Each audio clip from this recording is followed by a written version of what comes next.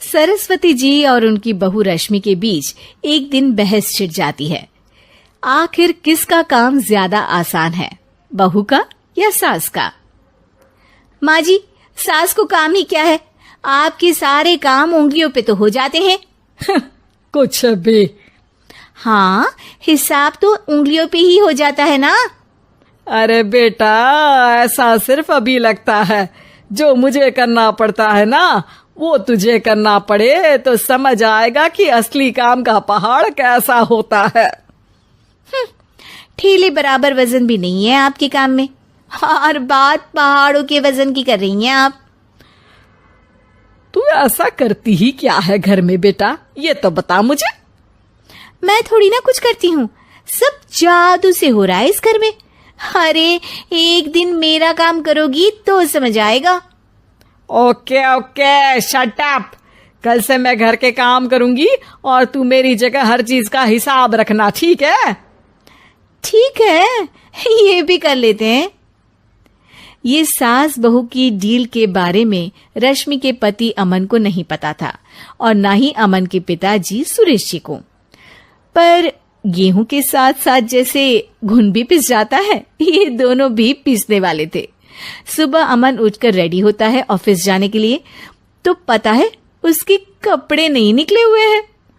अरे रश्मि, तुमने मेरे कपड़े नहीं निकाले? अपनी माँ से पूछो ना, उन्हीं का काम है ये। अमन अपनी माँ के पास जाता है। अब मेरे कपड़े आज आप देने वाले हो क्या माँ? हाँ, देना तो मुझे ही चाहिए, पर तेरी बहू ने कपड़े धोने ही नहीं डाले, तो कोई भी धुला हुआ कपड़ा नहीं है बेटा। हैं? ऐसा क्यों? कपड़े तो धोने आप ही देते हो ना माँ? अरे बहू ने तुझे बताया नहीं, अब हम अदल बदल गए हैं। मैं अब बहू और तेरी बीवी सास।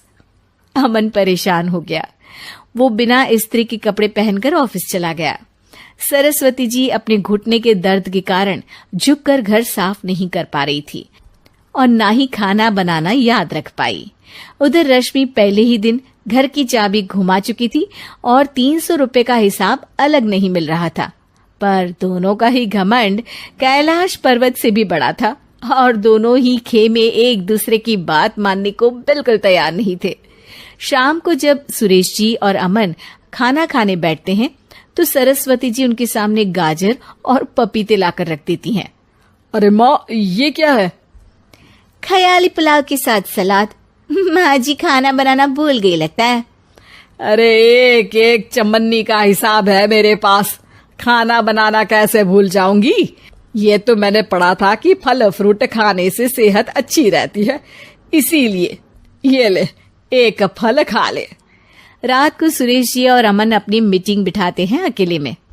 बाबूजी, इनकी लड़ाई के कारण ना हमें ठीक से खाना मिल रहा है, उल्टा घर के सारे काम रुक गए हैं। हाँ बेटा, 2 भैंसों की लड़ाई में बेचारे खेत के पौधों का भी नुकसान हो रहा है। पर पापा, क्या बताऊं आपको, मैंने माँ को इस महीने की 2 तारीख को बिजली के बिल के पैसे दिए थे। आज बिल भरने के लिए मांगने गया तो पता चला कि रश्मि उन पैसों से गैस सिलेंडर ले आई। अच्छा, तो सिलेंडर के पैसों का क्या हुआ? अब सिलेंडर के तो कोई पैसे नहीं थे बाबूजी, हमारे घर पर गैस की पाइपलाइन लगी है ना। बेटा, इन दोनों का कुछ करना पड़ेगा, नहीं तो अपने घमंड के चक्कर में पूरा घर बर्बाद कर डालेंगी ये दोनों। अमन और सुरेश जी काफी सोच विचार के बाद एक निष्कर्ष पर पहुंचते हैं। रात ही को दोनों अपनी पत्नियों की अलमारी से नई साड़ी निकालते हैं और सुबह जब रश्मि और सरस्वती जी उठते हैं तो देखते हैं कि दोनों पति साड़ी पहनकर चढ़ाव पर सब्जियां काट रहे हैं। अरे ये सब क्या हो रहा है? क्या हो रहा है मतलब? आप दोनों अदल बदल हो सकते हो तो हम क्यों नहीं? अरे क्या मतलब? नहीं नहीं, मेरी भी बचपन से किसी की बहू बनने की इच्छा थी, तो आज से सरस्वती तुम बड़ी बहू, मैं मिडल बहू और अमन छोटी बहू। अरे लेकिन सब घर पर बैठ जाएंगे तो कमाएगा कौन? ये घर कैसे चलेगा? अब वो तो भैया या बाकी लोग जाने, अब हमने भी अदल बदल कर ही लिया है तो कुछ नहीं हो सकता। रश्मि और सरस्वती जी को समझ में आ जाता है कि उन दोनों की आपस की डील की वजह से इन दोनों को बहुत तकलीफ हो रही है और उनके ईगो ने दूसरों को कितनी यातनाएं दी है। अब असल में माँ जी आप सही थी, सास बनना बहुत मुश्किल है। अरे हाँ बेटा, और तू भी, मुझसे तो नहीं हो पाया सब घर के काम, वापस बदल ले क्या? हाँ हाँ बिल्कुल माँ जी, और अब आप दोनों भी बदल लीजिए, कोई आ गया तो आप दोनों को देखकर क्या सोचेगा।